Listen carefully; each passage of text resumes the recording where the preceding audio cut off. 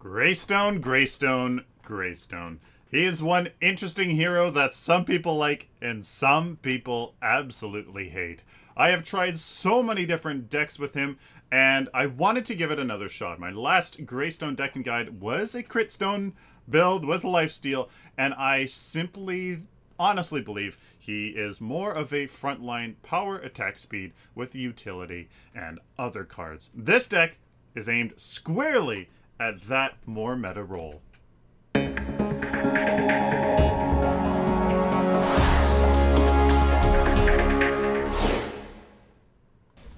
Hello ladies and gentlemen, welcome to a Paragon Guide. I am Sylphin. We start off with discussing why you pick Greystone in today's meta. Greystone is entirely relegated to the off lane, so Greystone is an off lane pick when the rest of the team has provided good crowd control and synergy. Usually the other four members are maybe not so frontline heavy, which is what Greystone is for. Heavy duty sustain in the front line. But he has little to no crowd control. He can just body block. So what you want for the rest of the team is a good amount of crowd control so that they can kind of lock people down while you take care of the carry. You really kind of just dive in there and just kind of wreak havoc. You pick Greystone because you need a heavy-duty, sustained frontline hero that can just be a nuisance. Now, I personally start off with his Make Way ability. Why do I start off with his Make Way ability? Because I like to clear the side white camps right at the very start, just so I have some extra CXP to get an early healer token. Guess you're get an additional one. Make Way, what happens is a swirling, fiery whirlwind, where you can kind of see there's like this energy, divine sword swinging around that deals an okay amount of damage. It simply is just another thing that adds on to his nuisance when he dives into the back line. The duration is a solid 5 seconds. Power scaling is 0.75. Really, some power does go a long way, and the mana cost, really nothing you worry about. This adds to his wave clear and is something I upgrade a fair bit just to help with his wave clear, especially against heavy-duty offlaners like Wukong. This ability, you just simply use it to wave clear and get some extra damage off on the carry. Or any other enemy member. The next ability you get has to pretty much be Assault the Gates. Greystone leaps to a target area, dealing damage in a small area where he lands. The ability damage, again, not too much, but in the late game it is. 75 all the way to 210, power scaling 0.4, and the cooldown starts at 18 seconds, but goes all the way down to 9. This is a fantastic ability for him to escape, especially in the early game pressure, but also stick onto his enemies. You need to consider upgrading this ability a fair amount just to reduce that cooldown. It really comes into play in an engagement and can really save your butt. Use this ability to stick onto your target and try not to use it to engage. Save it, literally just run up to your target, start hitting them or body blocking them, and then you save Assault the Gates for when they try to use their escape ability. Very effective, and is a part of Greystone's overall kit to layer on top of damage and stick to his target. This next ability of Greystone's is called Deflect. It's a passive ability. Every few seconds, 9 to 3 seconds, will block 100% of the damage from the next basic damage instance that hits him. This does include towers and any sort of basic attack instance. If you upgrade this a lot, it goes down to every 3 seconds, and that is what makes Greystone such a nuisance to enemy carries. You can simply mitigate a ton of damage with this ability. I try to upgrade this a fair amount. When I focus on upgrading Greystone, I focus on what do I need. Do I need the wave clear from my queue? I upgrade that, especially against this Wukong that you can see I'm up against. Do I need the Deflect because there's 2 carries on the enemy team? I will get that. Or my right mouse button so that I can stick to my targets like glue. It's up to what you need.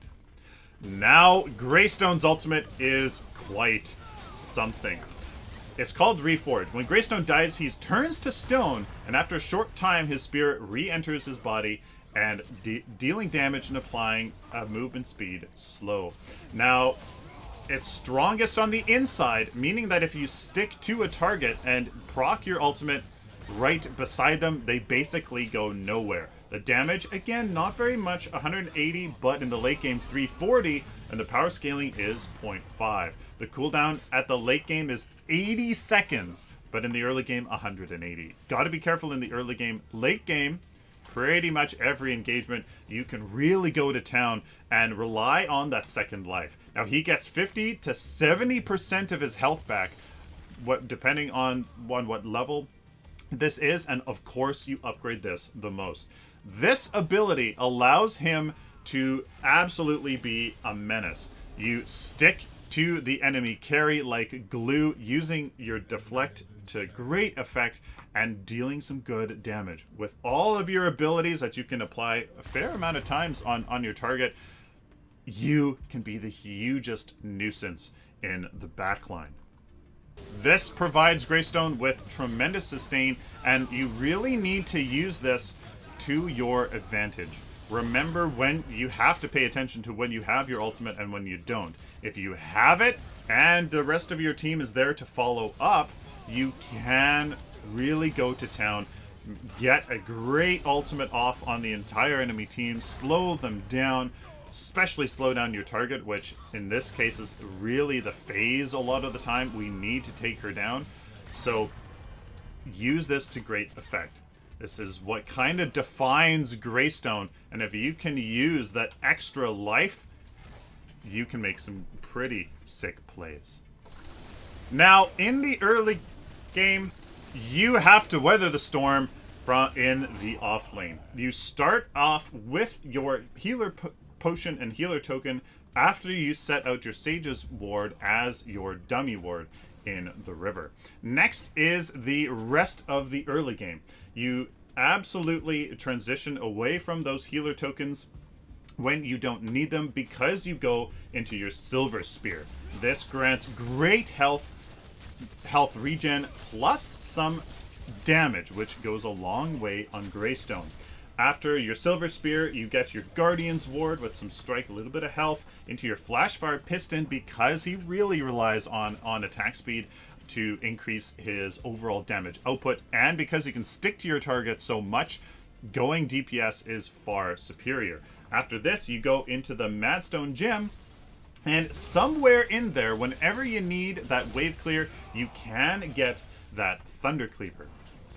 Now, this Thunder Cleaver brings you into the mid game where you are a split pushing god. I split pushed up to this tier 2 tower, and now that the Wukong here is nice and obviously, you know, preoccupied with me, I choose this time to maybe do some damage and then rotate into the mid lane where there's a little bit of a skirmish. That's what you are for.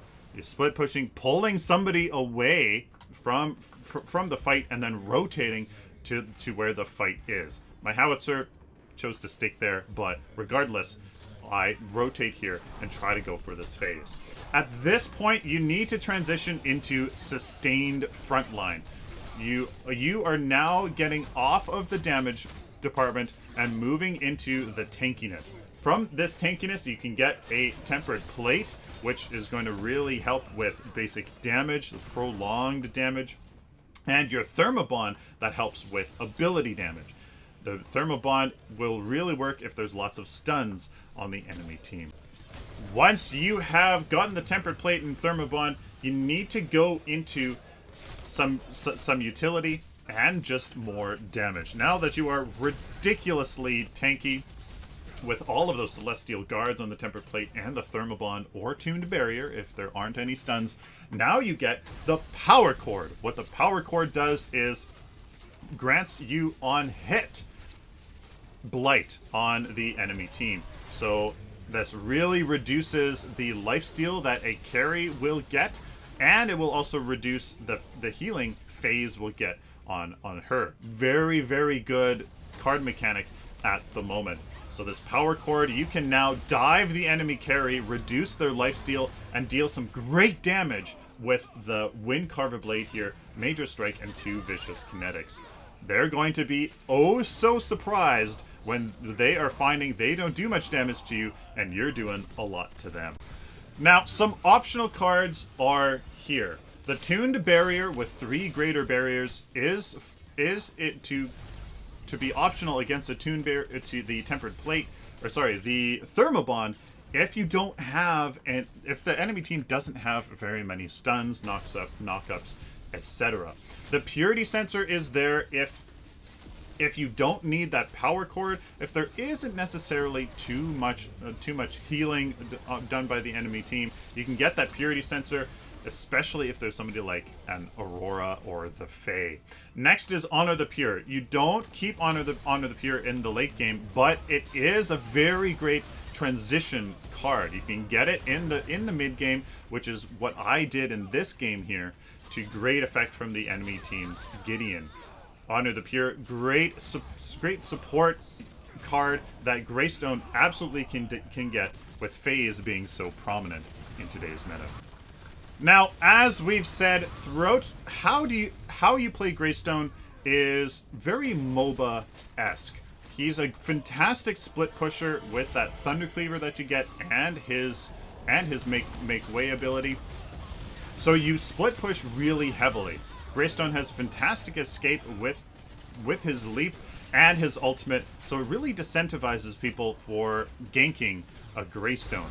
This makes him great at split pushing, drawing enemies away to deal with that push, and then you can rotate to the rest of your team and create a numbers advantage. So you're kind of playing the MOBA game. After this, you then, with this build, you can really dive heavy on high priority targets like a carry or this phase on the enemy team. With your blight, your armor, and your good amount of damage, you will be a significant threat against the enemy team. This forces them to deal with you with your incredible tankiness. This hopefully wastes their time, allowing the rest of your team to do fantastic things. Other than that, Greystone is pretty simple. The nuance with him is when to engage, when to use your ultimate, and when to be that menace. Hopefully you guys enjoyed this. Please let me know down in the comment section below what you guys think. If there's any extra tips you guys have for Greystone, please leave them down below, as I would love to learn, and I hope that the community can learn as well. Please like this video if you like it, dislike it if you dislike it, share it with the community, and of course, guys, subscribe. If you guys like this content, especially if you found it useful, please subscribe so I can do it for you in the future. If you would like to support me and what I do on a regular basis, please consider going over to my Patreon account, where you can make a monthly pledge to support what I do and reap some pretty good rewards. Till next time, like always, guys, stay optimistic and positive.